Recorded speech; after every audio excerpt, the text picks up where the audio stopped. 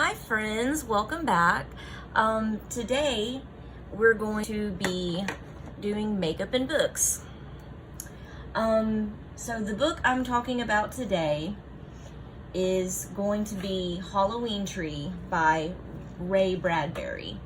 And if you didn't know, he's the author of like Fahrenheit 451, Something Wicked This Way Comes.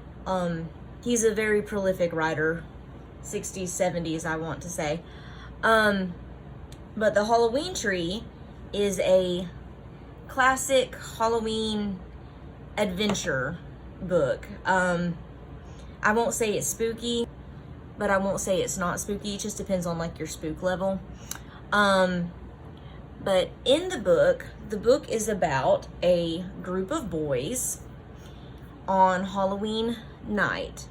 And they're in their costumes to go trick-or-treating because, again, it's Halloween night. We've got a group of 12-year-old boys dressed up. There's mummy, there's a ghost, there's a skeleton, all kinds of your normal, average Halloween costumes that you see every year, you know. Anyway, and the leader of the pack, Pipkin, he is missing. He's not with the group of boys, so they go to his house, and he comes out, and he seems to be in pain, and he's like, hey, I'm cool, I'm fine, go meet me at this house on the edge of town. And they're like, okay, if you're sure you're going to meet us. So they go trick-or-treating, and they make their way to the house at the edge of town, and Pipkin isn't there. So they knock on the door, just trying to figure out where Pipkin is, and it's answered by this creepy caretaker. And he's like, he isn't here, but he points out in the backyard, there's this Halloween tree. And by Halloween tree, I mean, think of like a Christmas tree, but instead of like lights and everything, it is decorated with thousands of jack-o'-lanterns, and they all have different faces, and some jack-o'-lanterns are ghosts and some are mummies. Like, it's reminiscent of the boys' costumes. They're like, wow, this is unique. And then the creepy caretaker suddenly appears at the tree, and he introduces himself as Monshroud, and he's like, your friend Pipkin isn't here, he's sick, he's gonna die, we need to go save him. And while you're at it, I bet y'all don't know the real reason of Halloween and why you're wearing those costumes that you're wearing. And the boys are like, yeah, we don't, we just, you know, everybody does the ghost and mummy, and like, these are classic Halloween costumes. I guess we really don't know what they stand for. Well, let's go and learn about Halloween, ancient Halloween, where it comes from, what it means, what your costumes mean. And while we're at it, we're going to save Pipkin. And the boys are like, sounds great, let's go, let's do it. They're like 12, so they're down for it.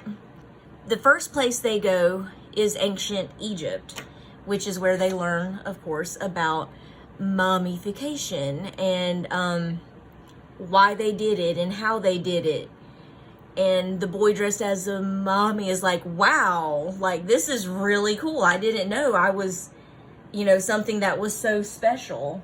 Then Pipkin, they hear him in a sarcophagus. Before they can get to him, they're whisked off to ancient Greece, where they see people putting out treats outside their houses for the ghost to come, because they don't want the ghost to come in the house, so they leave them treats outside the house. And so the boy dressed as the ghost is like, oh, so that's where the ghost tradition comes from, and that's where trick-or-treating comes from. Then they go, I want to say, to like ancient Ireland, but either way, it's like some Celtic place, and they learn about Samhain, where Halloween comes from, where the Grim Reaper is like a god that comes in the fall and harvests bad souls. And so that's where we get the Grim Reaper and the Scythe. So then they go even further back in time to cavemen, and the caveman is discovering fire at this, cold, dark time of year. Monshroud explains, which I thought was really interesting, and I kind of agree. Obviously back then they didn't really understand what was going on with the weather and the seasons, and in their mind this was the death of the sun, and they hoped it would come back, but this was the death of the sun. So they mourned it and celebrated it, and those ancient ways of celebrating and mourning the loss of the sun is where we get Halloween. And that's why it's at this time of year when it starts to get darker and the long days are gone. It was a way to mourn the death of the sun, to tell it goodbye and to worship it, and so fingers crossed it would come back again. I thought that was interesting. Then I think the best part of the book is when they go to Mexico and they go to a graveyard, and it is El Dia de los Muertos, the Day of the Dead. And up to this time, they've seen people terrified of losing the sun, and so the traditions were started because they were scared, or the Grim Reaper was going to kill them if they were bad souls. So, it was like spooky. They were doing it because they were scared, not because they were excited. Well, El Dia de los Muertos is like a celebration of sorts. There's like a festival spirit at the cemeteries where the families go to the graves of their loved ones, and they celebrate with them, if that's the right word. They eat with them and kind of have like a party at the graveyard as a way of honoring their dead. So Halloween doesn't just have to be spooky, like that's sweet, that there's different ways of honoring the dead, and in this case it's more of like a festival spirit, and that's kind of cool. This whole time they've been looking for Pipkin, and they'll get close to him and then they'll get whisked off to somewhere else trying to chase him, because he'll get whisked off to somewhere and then they'll have to go chase him. So they haven't been able to get Pipkin. Well, in Mexico they're finally able to get close to Pipkin, but he's surrounded by other skeletons, the dead, and the boys are scared and Pipkin's scared. So they're all kind of like, well, crap, what do we do? So Monshroud says, let's make a deal. And so he tells the boys, if each of you will give up a year of your life to Pipkin, then Pipkin will be saved.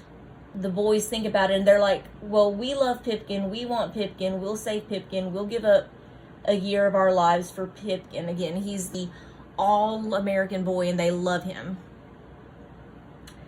So they're magically whisked back to where they came from, and it's still Halloween night. I want to say it's around midnight. So they all go to their homes. They all have a new appreciation for Halloween and what it means, and it's not just about the candy, and it's not just about trick-or-treating and spookiness, and it actually means something. It's, ancient people's traditions and thoughts and fears about what was going on with the seasons and the sun. So I personally think everybody, especially children, should read this book. It's just so cute, and it's a great way to learn about the actuality of Halloween, what it actually means, in a fun, yes, educational, but a fun way. It's just a fun adventure book. It's really cute. So definitely check it out. I gave it, I want to say 3 out of 5 stars, just because last year I read it and gave it 5 out of 5, and it just it didn't have the same magic as last year, but it still held up. It was still good. Still highly recommend it. So, this is the final look. Products will either be listed on the screen or down below. Not sure how I'm going to do it yet. But anyway, thanks for watching. I hope you check out the book, and I hope you like, comment, and subscribe. Thanks for watching. Until next time.